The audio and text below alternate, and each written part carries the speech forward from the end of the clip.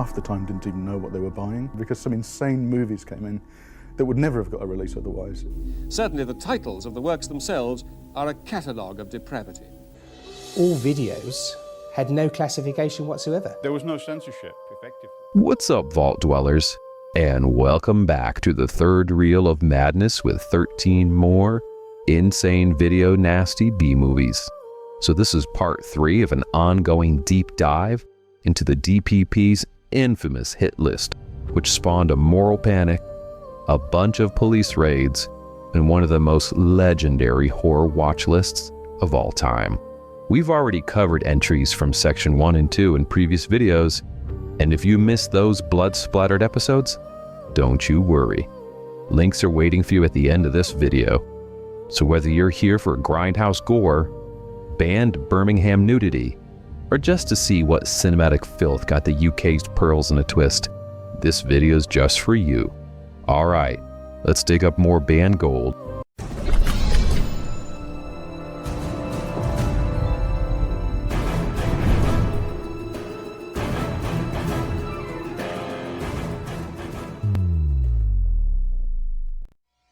Take me someplace else and I'll make it up to you. I'll make you glad you did. What's that? All right, that's it. Let's get this started with this low-rent slasher that often gets overshadowed, but it deserves a little bit of nasty love. A college campus under siege. That's it. No backstory for the killer. Just a series of brutal, motiveless attacks during finals week. You know, simple and effective. There's some great synth music, a few well-staged kills, and an eerie sense of randomness that just makes the whole thing feel uncomfortably real. It doesn't glorify the gore, it just delivers it without fanfare. It ended up on the list for its tone more than the splatter.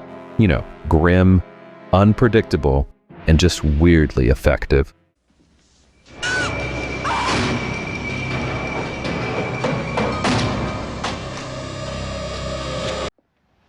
Please excuse me. I don't want you to suspect that I... What do you mean? Suspect.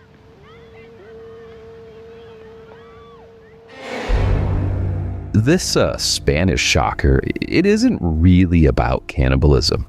It's about class, guilt, and the slow unraveling of a man after a violent crime. But once the body count starts, it really doesn't stop. I mean, it's bloody, but not flashy. Gory, yet deliberate. The tension builds as the protagonist tries, and fails, to cover up his crimes, burying the victims in his home while just spiraling into paranoia. It's more a psychological thriller than an outright horror. But the grisliness was enough for the DPP to put it on its Section 2 list. It's dark, it's tragic, and surprisingly political.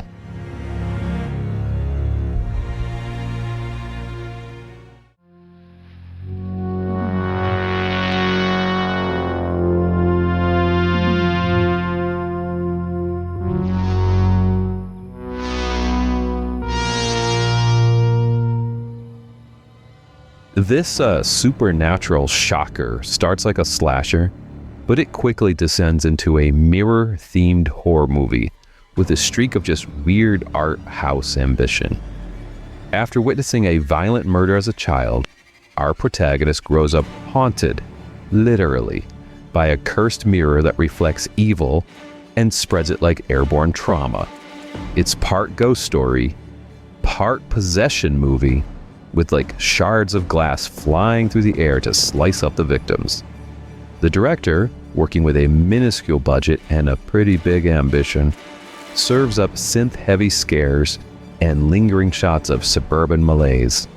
It's atmospheric, bizarrely paced, and just off-kilter enough to feel like maybe you're dreaming it. It made the Section 2 list not for the gore, but for its eerie tone, slow-burning dread, and moments of shocking violence that slip in like a knife in the dark.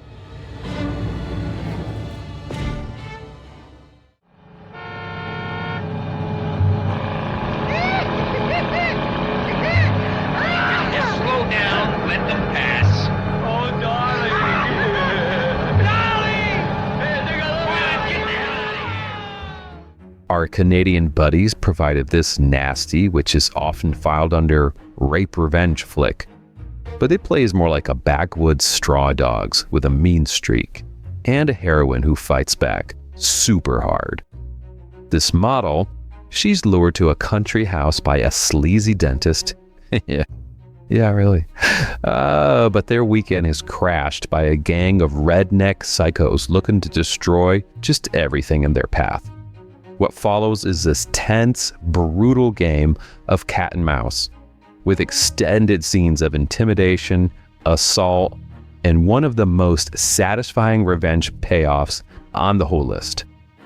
Brenda isn't just a scream queen. She's a full-blown survival icon by the end.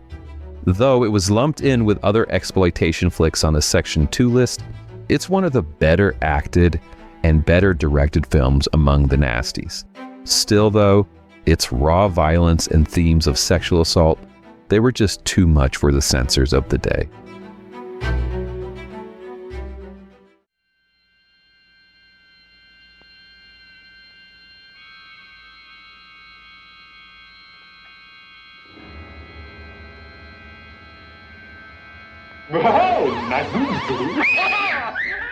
Alright, Demented, it's rough. It's a slow, painful look at PTSD through the lens of exploitation.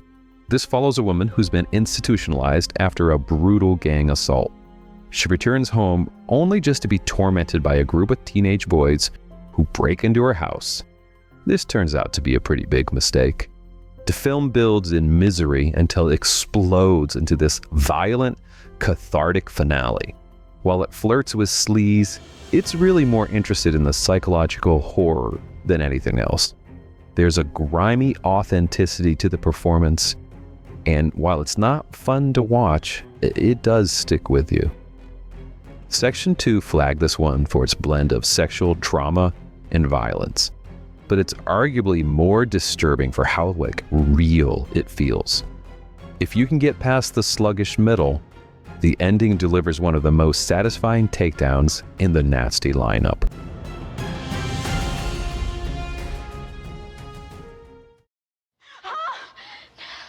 Well, I will make it hurt again. I'll make you suffer what I've suffered. Run! But you'll never get away from me.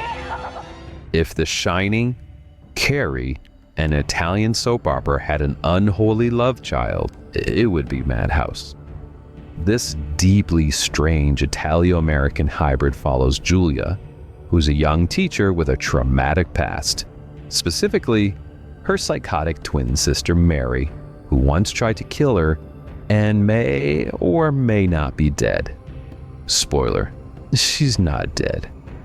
This is set mostly in a cavernous southern mansion that seems to have an endless supply of creepy corridors. And the film plays out like a southern gothic slasher.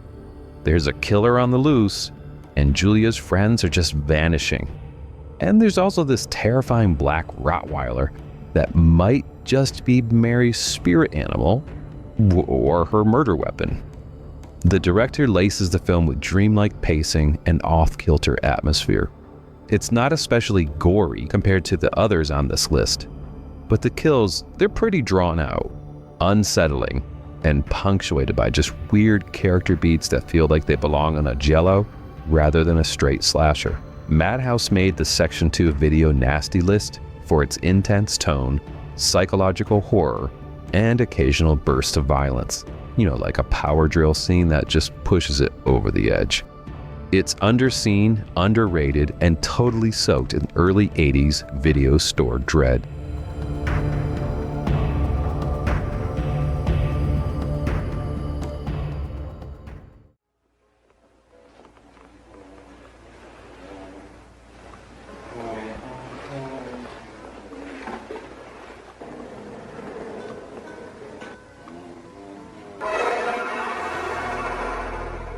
This proto-slasher opens like a porno and ends like a lifetime hostage drama. The Toolbox Murders is one of the nastiest cult films to come out of the late 70s exploitation era. When it hit UK shelves, censors just went full meltdown mode. This killer uses drills, hammers, screwdrivers, and whatever he can find in his toolbox on scantily clad women in their apartments, all while listening to religious radio broadcasts. It's just grim and greasy and shot like a snuff film on a student budget. But it's not just a murder spree. The last act takes a hard left into psychological horror as the killer's twisted motivations come to light. Is it sleazy? Yeah. But weirdly thoughtful? Also yeah. It was seized under the Section 2 of the Video Nasties list and stayed controversial thanks to its mix of sexualized violence and religious overtones. Today, it's got a cult following and even a Tobe Hooper remake, but nothing tops the original VHS grime.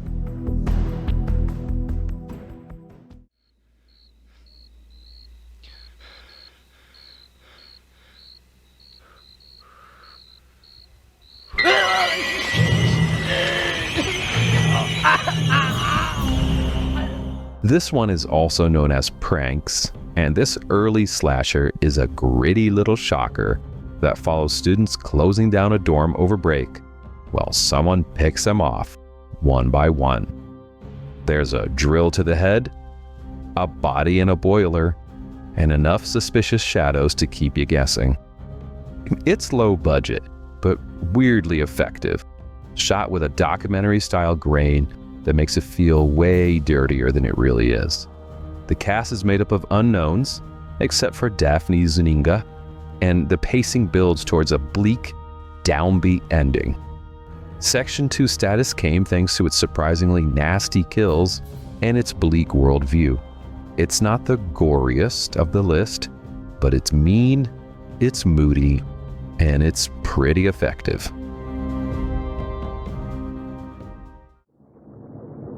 The nature's balance that you destroyed will now turn on you. You will suffer 10 years aging for every year of life. But we are your children! This movie is just bananas. It's about an ancient curse that forces two siblings to feed on the vitality of young people until a certain prophecy can be fulfilled. All right, let's fast forward to the late 70s, and it's now about hitchhiking, camping, incest, and spontaneous aging. Don't go near the park. It's just an incoherent mess of bad acting, some choppy editing, and just laughable effects. But it's actually never boring. It was targeted for its scenes of child endangerment, odd sexual content, and weirdly nihilistic tone. This was banned under Section 2, and for once, we totally get why. Well, if you have the money, you can have anything you want. All sizes, shapes, colors. The price is right. As I said, I am looking for something kind of special. So this movie is like if Blood Feast took a wrong turn on Bourbon Street.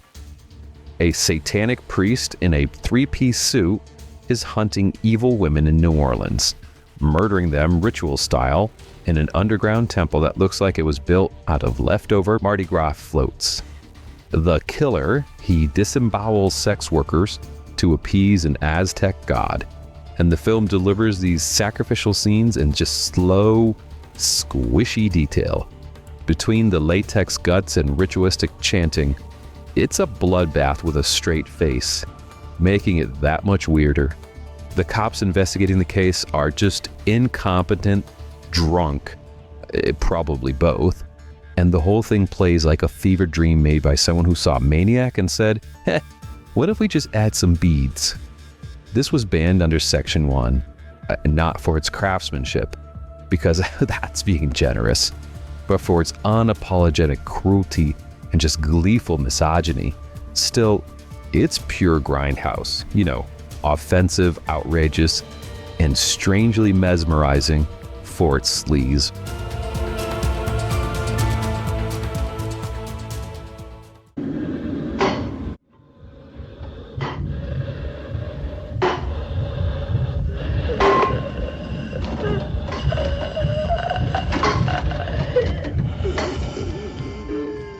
This one's easily got the best title in the whole pile, and the classiest zombies. Also known as The Living Dead at Manchester Morgue, it follows two travelers who get caught in the middle of a viral outbreak caused by, wait for it, ultrasonic radiation used to kill insects. Naturally, this wakes the dead. It's basically a Euro take on Night of the Living Dead, with more ecological messaging, slick cinematography, and just a thumping soundtrack. The gore is top-notch, and the mood is eerie, and the finale, it delivers a gory hospital siege totally worthy of Romero. It ended up on Section 2 list mainly for its flesh-chomping set pieces and the churchyard zombie sequence that freaked out local councils. But it's also one of the most respected films to make the list. A little slow in spots, but stylish, suspenseful, and smarter than most of its blood-stained brethren.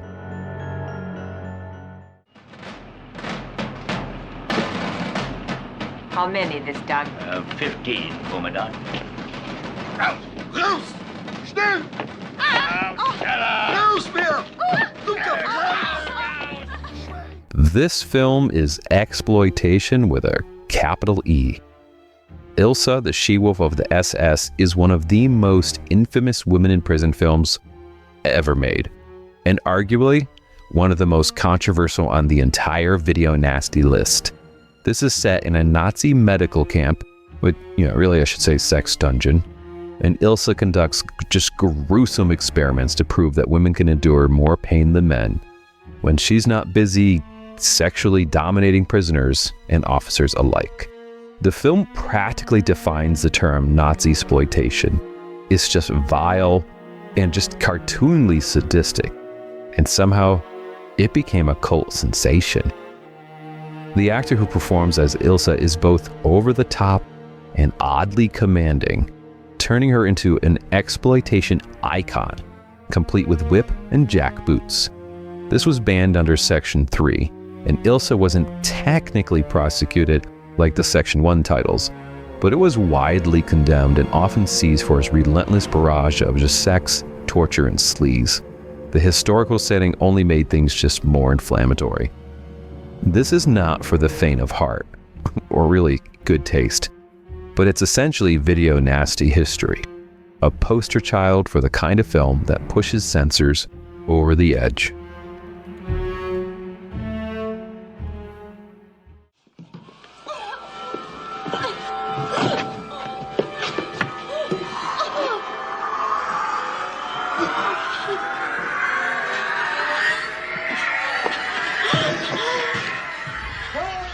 After Texas Chainsaw Massacre, Tobe Hooper just doubled down on the heat, the madness, and the screaming with this southern fried fever dream.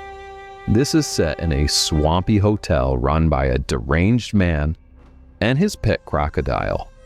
Eaten alive is just pure, sweaty insanity. People check in, and they never leave.